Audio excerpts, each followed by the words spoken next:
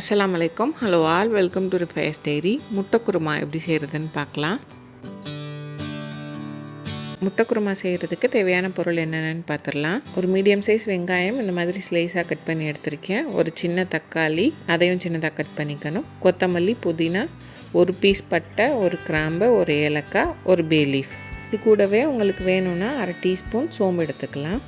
3/4 teaspoon இஞ்சி பூண்டு விழுது, தேவையான அளவு உப்பு, ஒரு டீஸ்பூன் மிளகாய் தூள், 1/2 டீஸ்பூன் மல்லித்தூள், 1/4 டீஸ்பூன் மஞ்சள் தூள், 1/2 டீஸ்பூன் கரம் மசாலா. இந்த குருமா செய்கிறதுக்கு ஒரு பேஸ்ட் ரெடி பண்ணணும். அதுக்கு 1/2 டேபிள் ஸ்பூன் பொரிகடலை, தேங்காய், நான் ஒரு பெரிய தேங்காயிலேருந்து 1/4 மூடி தேங்காய் சேர்த்துருக்கேன், 2 பச்சை மிளகாய், இது கூடவே ஒரு சின்ன பீஸ் பட்டை, ஒரு கிராம்பு, ஒரு ஏலக்காய், அரை டீஸ்பூன் சோம்பு, 1/4 டீஸ்பூன் மிளகு. இது எல்லாத்தையும் ஒரு மிக்ஸி ஜாரில் சேர்த்துட்டு கூடவே கொஞ்சம் தண்ணி சேர்த்து நல்ல ஃபைன் பேஸ்ட்டாக அரைச்சி எடுத்துக்கணும்.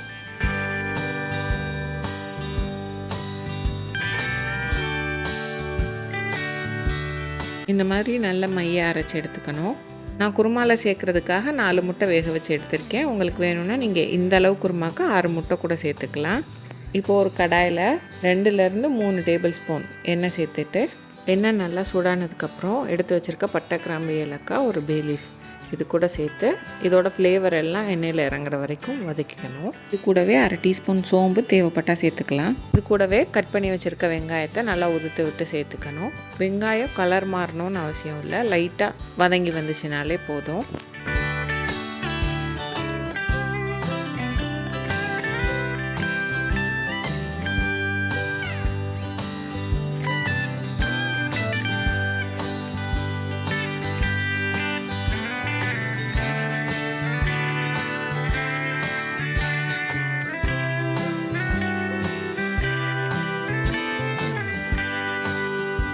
வெங்காயம் இந்த அளவு வதங்கினதுக்கப்புறம் இது கூட எடுத்து வச்சுருக்க இஞ்சி பூண்டு விழுதையும் சேர்த்து இஞ்சி பூண்டோட பச்சை வாசனை போகிற வரைக்கும் இதை வதக்கிக்கணும்.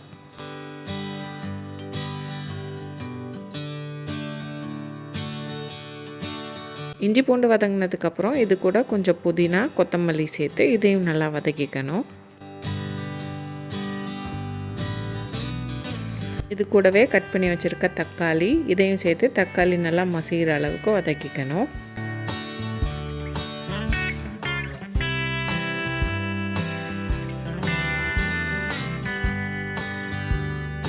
தக்காளி இந்தளவு மசிஞ்சு வந்ததுக்கப்புறம் எடுத்து வச்சுருக்க மிளகாய் தூள், மல்லித்தூள், மஞ்சள் தூள், கரம் மசாலா எல்லாத்தையும் சேர்த்துக்கணும். சேர்த்துட்டு இதோட பச்சை வாசனை போகிற வரைக்கும் இதை நல்லா வதக்கிக்கணும். இது கூடவே எடுத்து வச்சுருக்க உப்பையும் சேர்த்துக்கணும். மசாலாவோட பச்சை வாசனை எல்லாம் போனதுக்கப்புறமா அரைச்சி வச்சுருக்க பேஸ்ட்டையும் சேர்த்து இதையும் நல்லா வதக்கிக்கணும்.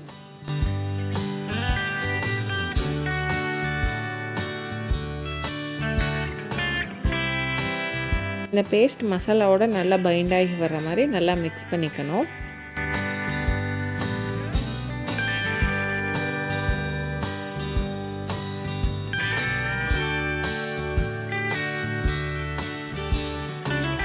சேர்த்துருக்க பேஸ்ட் நல்லா வதங்கி வந்ததுக்கப்புறம் இது கூட தேவையான அளவு தண்ணி சேர்த்துக்கணும். உங்களுக்கு கெட்டியான கிரேவியாக வேணும்னா நீங்கள் அளவாக தண்ணி சேர்த்துக்கலாம். இல்லை உங்களுக்கு கொஞ்சம் வாட்டரியாக வேணும்னா நீங்கள் நல்லாவே தண்ணி சேர்த்துக்கலாம்.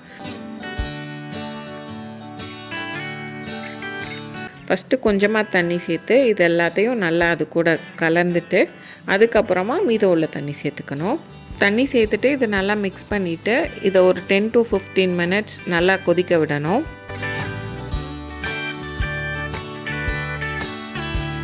கொதித்து இந்த மாதிரி எண்ணெய் பிரிஞ்சு வந்ததுக்கப்புறம் இதை ஒரு தடவை மிக்ஸ் பண்ணிவிட்டு பாயில் பண்ணி வச்சுருக்க எக்ஸ் எல்லாத்தையும் 2ஆக கட் பண்ணி இது கூட சேர்த்துக்கணும்.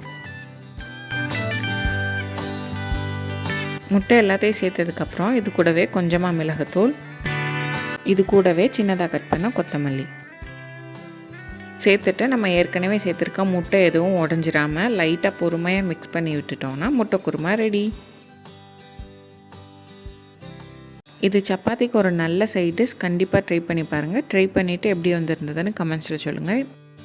இந்த வீடியோ பிடிச்சிருந்தா ரிஃபயர்ஸ் டைரிக்கு லைக் பண்ணுங்கள், சப்ஸ்கிரைப் பண்ணுங்கள், ஷேர் பண்ணுங்கள். பக்கத்தில் இருக்க பெல் ஐக்கானை கிளிக் பண்ணிக்கோங்க. அதில் ஆல்ன்ற ஆப்ஷன் காட்டும், அதை செலக்ட் பண்ணிக்கோங்க. அப்போ தான் வீடியோ போஸ்ட் பண்ணால் நோட்டிஃபிகேஷன் வரும்.